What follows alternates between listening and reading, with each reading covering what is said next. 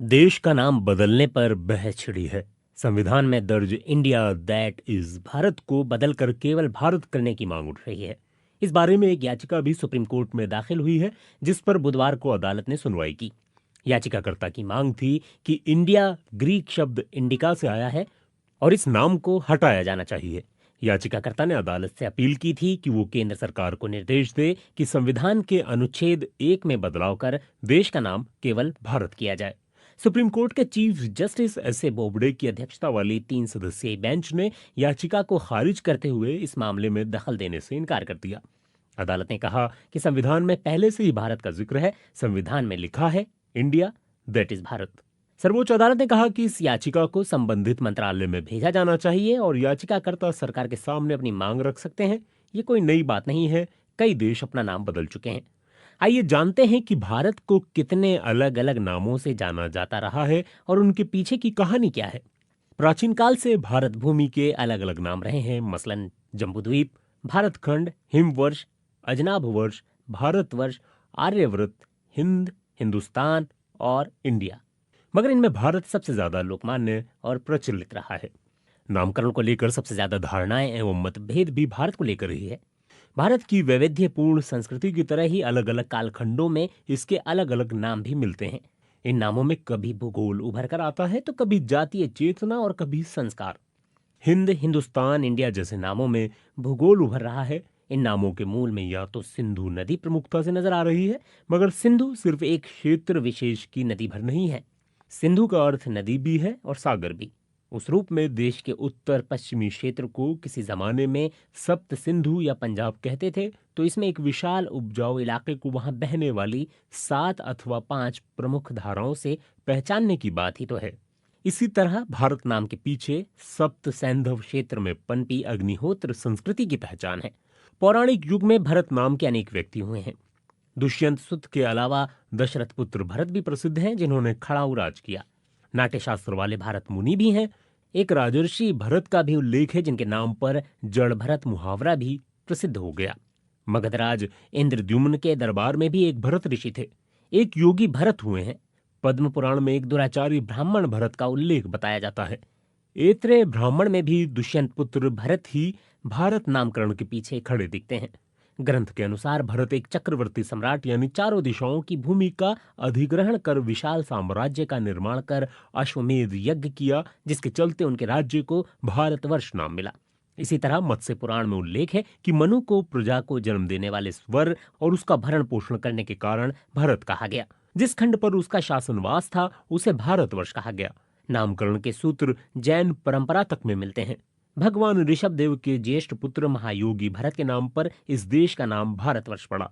संस्कृत में वर्ष का एक अर्थ इलाका, बंटवारा, हिस्सा आदि भी होता है। आमतौर पर भारत नाम के पीछे महाभारत के आदि पर्व में आई एक कथा है।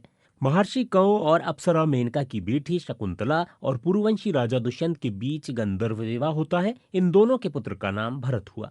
ऋषि कंव ने आशीर्वाद दिया कि भरत आगे चलकर चक्रवर्ती सम्राट बनेंगे और उनके नाम पर इस भूखंड का नाम भारत प्रसिद्ध होगा। अधिकांश लोगों के दिमाग में भारत नाम की उत्पत्ति की ही यही प्रेम कथा लोकप्रिय है। आदि पर्व में आए इस प्रसंग पर कालिदास ने अभिज्ञान शकुंतलम नामक महाकाव्य रचा। मूलतः ये प्रेमाख्यान है और माना जाता है कि इसी वजह से ये कथा लोकप्रिय हुई। दो प्रेमियों के अमर प्रेम की कहानी इतनी महत्वपूर्ण हुई कि इस महादेश के नामकरण का निमित्त बने शकुंतला दुष्यंत पुत्र यानी महाप्रतापी भरत के बारे में अन्य बातें जानने को नहीं मिलती। इतिहास के अध्येताओं का आमतौर पर मानना है कि भरतजन इस देश में दुष्यंत पुत्र भरत से पहले भी थे। इसलिए तार्किक है कि भारत का नाम किसी व्यक्ति विशेष के नाम पर ना होकर जाति समूह के नाम पर प्रचलित हुआ। भरतजन अग्निपूजक, अग्निहोत्र व यज्ञ प्रिय थे। वैदिकी में भरत, भरत का अर्थ अग्नि, लोकपाल या विश्व रक्षक और एक राजा का नाम है। यह राजा वही भरत है जो सरस्वती घग्गर के किनारों पर राज करता था। संस्कृत में भर शब्द का अर्थ होता है युद्ध, दूसरा है समूह या जनगण और तीसरा अर्थ है भरण पोषण। जाने माने भाषाविद डॉक्टर रामविलास शर्मा कहते हैं कि ये अर्थ एक दूसरे से भिन्न व परस्पर विरोधी जान पड़ते हैं।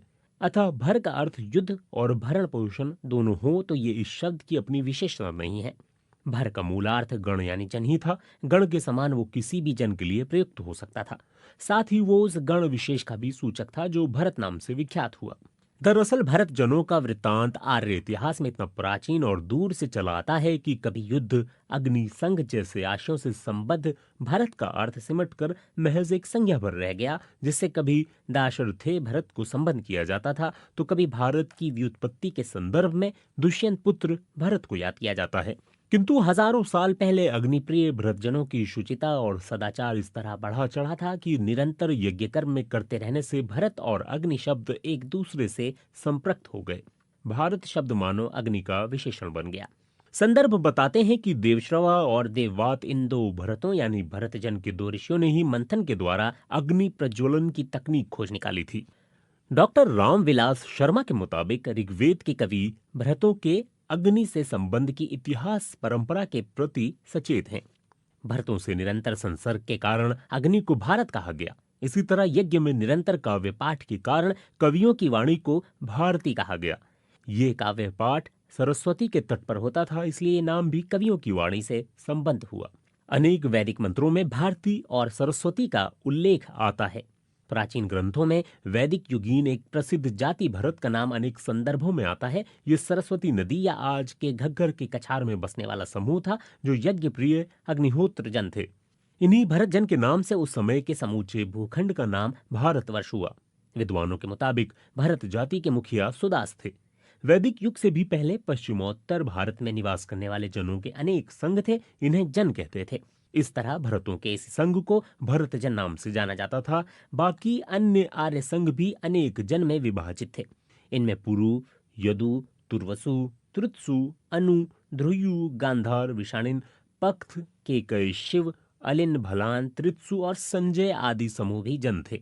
इन्हीं जनों में 10 जनों से सुदास और उनके तृत्सु कबीले का युद्ध हुआ था।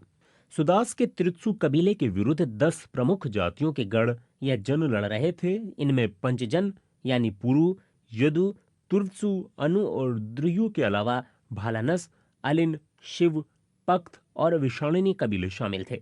इस महायुद्ध को महाभारत से भी 2500 वर्ष पूर्व हुआ बताया जाता है। साधारण सी बात है कि वो युद्ध जिसका नाम ही महाभारत है कब हुआ होगा। इतिहासकारों के मुताबिक ईसा से करीब 2500 साल पहले कौरवों पांडवों के बीच महासमर हुआ था।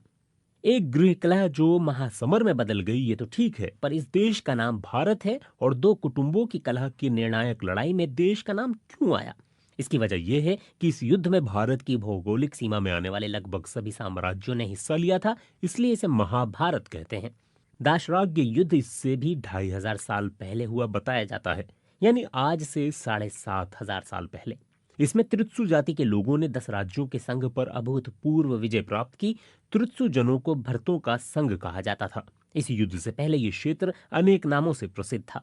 इस विजय के बाद तत्कालीन आर्यव्रत में भरत जनों का वर्चस्व बढ़ा और तत्कालीन जनपदों के महासंघ का नाम भारत हुआ, अर्थात भरतों का। स्पष्ट है कि महाभारत में उल्लिखित शकुंतला पुत्र महाप्रतापी भरत का उल्लेख एक रोचक प्रसंग है।